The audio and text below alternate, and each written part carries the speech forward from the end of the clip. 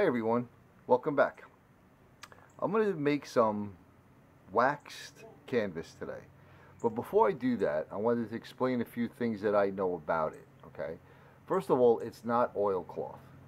Oilcloth was invented way back in the 1700s, 1800s by Scottish sailors. They impregnated their sails with a concoction of boiled linseed oil and some type of spirits like mineral spirits or something like that, turpentine or something to help it dry, and they basically improved the sails because the wind wouldn't go through the cloth as readily as it would for untreated cloth. And then when the sails kind of got beat up, they would take them down and they would use those for other items like clothing, bags and whatnot. So oilcloth to me is not waxed canvas.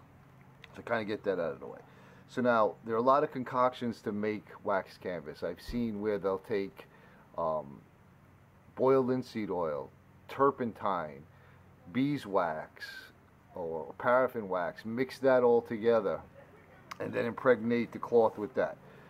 I've seen where they take beeswax and neatsfoot oil, mix that together and then impregnate it. As far as I'm concerned, if you put any type of oil into the mix, you're making some type of oilcloth and you're not making a waxed canvas, right? So I'm more along the lines of a traditional basic waxed canvas that only has wax, 100% beeswax, pure natural beeswax. So what I have here is a couple samples of canvas. This is an old beat up, cut up canvas bag from a bank that they would put coins in, okay? This is what they call duck fabric or duck canvas, okay? D-U-C-K, duck. And the difference between the two is the weave. When they call it duck, the fibers are more tightly woven together, okay? Which I think makes this ideal for making bags and whatnot if you're gonna wax them, okay? Now this, when I look through it, if you hold it up to the light and you look through it, it looks like it's pretty tightly woven also, but I don't know what this is. I don't know what the weight of this is. I do know the weight of this, and if you don't know, the weight of the material is, I believe, what it weighs per square yard or something like that, or however they measure it, but this is just about 9 ounces, okay? So this would be considered 9-ounce material. I don't know what this one is, but I wouldn't use anything less than, let's say, this 9-ounce material. I think it's 8.8 something or another or whatever. They use some crazy grams dot squared, G dot M squared or some kind of formula or whatever, but I wouldn't use anything less than this to make like a bag or a ground cloth, a haversack or something like that, which in the upcoming videos I'll show you some of these items that I made from this. Now just a quick tip before we actually get started: if you're gonna make something out of this, make it before you wax it, okay? You're not gonna want to wax this unless you have a very heavy duty sewing machine to sew it after it's waxed, because it gets thick with wax. So what we're going to do first, we're going to get our little crock pot here, and we have some pure beeswax. All right, now this is just a tiny little bit. You need quite a bit if you're doing a large object, but this is just a little tiny bit. We're going to melt this, and once this is melted, I'll show you how I make wax canvas. So I'm going to get this going, and I'll be back when it's liquid. All right, we have our wax melted. I'm going to set that aside for a second. And what you're going to need is a pure bristle brush. You don't want to use a nylon brush because the hot wax and the heat gun or iron or whatever you're going to use may melt it. So natural bristle brush. You're going to want to cover the surface with something impervious to melted wax. So here I just have piece of an old plastic tablecloth. Okay, you're going to want to place down a couple pieces of paper towel, or you could use some of this craft paper, whichever you happen to have, and your piece of duck cloth or canvas, whatever you choose to use. Now, just another tip, you should wash this and dry it before you do this, because the act of washing it and drying it should tighten up the fibers even more. Okay, so now you have your fabric ready. Let me get the wax back up. And you very simply are going to paint this on. This will darken up whatever you're doing. Try to make sure you get full coverage, just like you were painting something.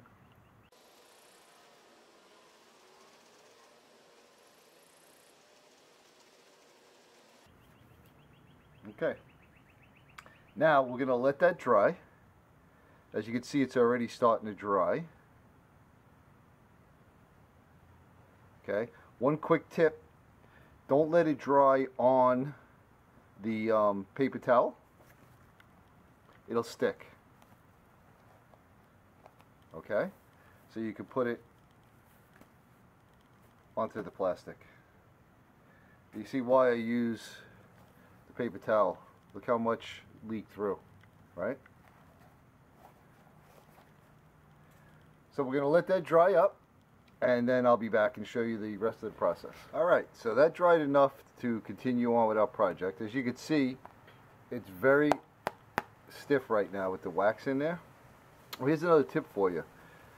If you're into making fires, like my buddy over at Nathaniel's Adventures, you can use this as a fire starter now. Just crinkle it up, and this will burn great. So I'll put a link to Nathaniel Adventures down below, and go check out some of the cool videos that he does. Alright, so now we're going to get a fresh piece of paper towel. Put your cloth down. Now there's a couple ways you could do this. You could do it with a hair dryer. You could do it with a heat gun, and I'll show you. What you're going to want to do is you're going to set the wax into the material.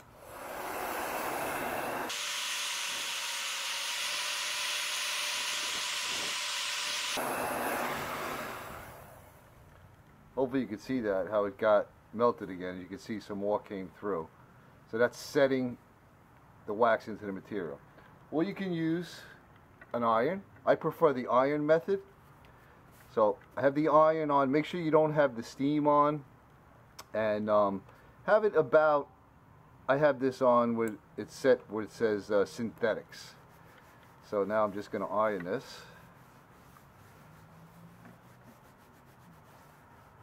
As you can see, that's remelting the wax, and it's making it nice and even. Then you can just wipe the bottom of your iron off. This won't harm it at all.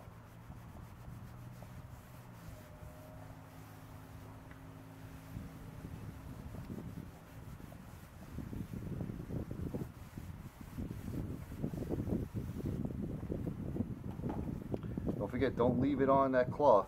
Look how much more came through. Now, I got great penetration. It's right through the back. Okay?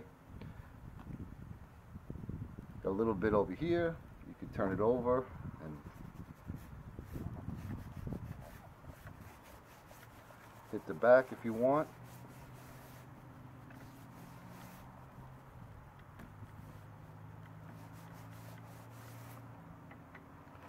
And you'll see that when it gets wrinkled up, you'll see it more when it dries. You'll get little white creases and little white lines and stuff. That totally adds to the character of it. If you want, you could, re-go over it. You'll take those marks out. But for now, basically, that's your wax canvas. It's pliable again. So now we need to let this dry again, preferably overnight. And then I'll show you what it looks like. Okay, so it dried up. First thing you notice is the color difference, right? It definitely gets darker. I love the color that this particular brown shade comes out after it's waxed.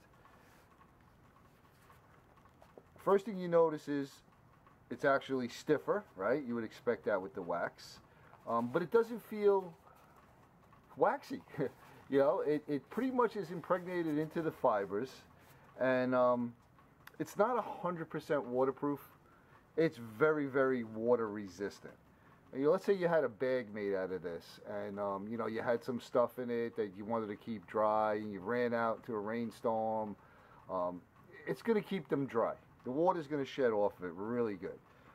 If you drop that bag into a a lake, and it sat there for a little bit, whatever's in there is probably going to get wet. But it does have some very good water resistant properties. So another thing too, you might see if you fold it, you'll get a crease, right? If you wrinkle it up, you'll see these white lines appear in there. I love that. I think that totally adds character. If you don't like something like that, you could iron it again, and all of those lines and creases will come back out again, and it will look like when you first started. All right. Another tip: don't wash it in the washing machine. Don't dry clean it. Don't use any harsh detergents. If you have to clean it, first try just with a soft cloth and some cool water. If that doesn't work, you could add some soap, but make sure it's not like a detergent type soap, because that'll break down the wax that's in there. You know, if you use it a lot, every 6 to 8 months, you might want to recoat it again. You know, if you don't use it a lot, you might go a year and a half. But it's some really great stuff. It's a fun little project to do. Well, there you go. That's how I do stuff. Hope you enjoyed the video. If you did, give it a thumbs up and subscribe to my channel. Thanks everyone. Hope you have a great day.